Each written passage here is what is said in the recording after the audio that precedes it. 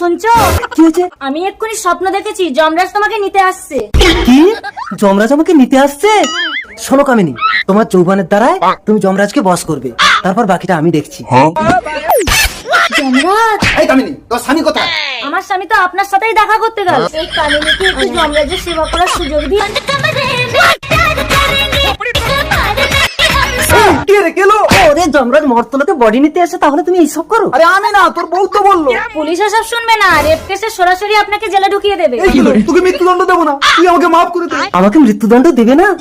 তার মানে আমি অমর? যমরাজ, আমাকেও অমর করে দাও। না, এই বর কেবল মাত্র একজনই পাবে। ঠিক আছে, ওই বরটা আমাকে দাও। ওকে আটকে চড়। যা দিল আছে আমি সব কি দিয়ে বলে? দেবো। তুই ছাড়, তুই ছাড়।